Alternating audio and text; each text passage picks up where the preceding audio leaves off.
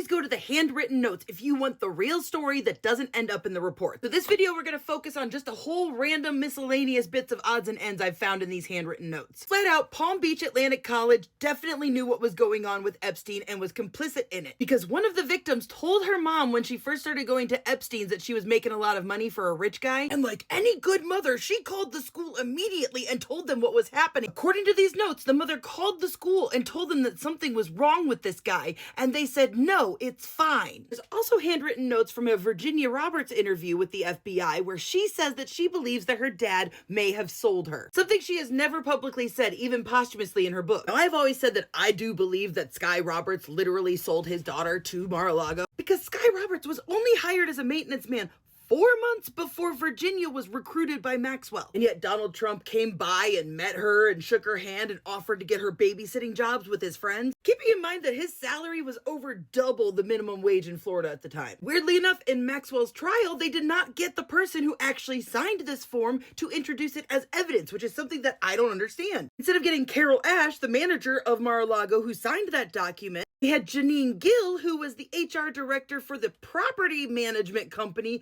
of Mar-a-Lago. Even Maxwell's attorney called that out, because Janine Gill didn't even start working there until 2007. So it's just weird. And even Virginia said that her father took money from Epstein. So there's just a piece missing there that's not connecting the stories. It's also pretty clear that Jean-Luc Brunel was about to flip on Epstein and spill everything to save his own butt. So Jean-Luc Brunel was subpoenaed in 2009, but ended up not showing up for his deposition on advice of the counsel that Jeffrey Epstein had paid for. Claimed that the lawyer duped him into missing the deposition, and in 2015 he actually filed a lawsuit against Epstein for obstruction of justice. I know, it's weird and it gets weirder. For that lawsuit, he actually hired Joseph Titone, who was not only a Florida House representative in 1988, but he's also Adam Sandler's father-in-law. And Titone is shady as F. So much so that he was actually disbarred in 1992 for a decade due to perjury and double charging the widow of a dead client. And then for some reason in 2002, he was reinstated. And then in 2010 was promptly accused of participating in a scheme to defraud investors. Oh, and in 2021, he tried to smuggle a pew-pew into a courthouse. Anyway, Titone said he had photographic evidence. Brunel doesn't want to implicate himself, was supposed to hand over all of the photographic evidence, and seemingly chickened out and went to Paris. But he specifically says that Brunel wants Epstein prosecuted. On February 10th, 2019, he sent a letter to Stephen Boyd, who was an assistant attorney general at the DOJ, basically telling them that Jean-Luc Brunel was ready to talk. Keep in mind, at this point, nobody knew that Epstein was being investigated or about to be arrested, supposedly. Now, my question here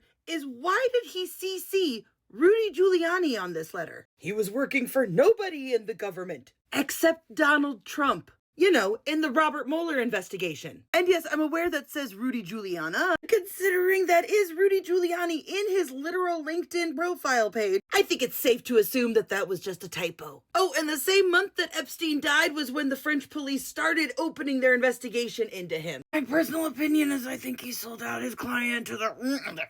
If y'all want to know about the guy who is currently handling this Epstein investigation, go on over to my page on YT, where I explain the whole breakdown about how they tried to have Jay Clayton help cover up the Epstein files the last time.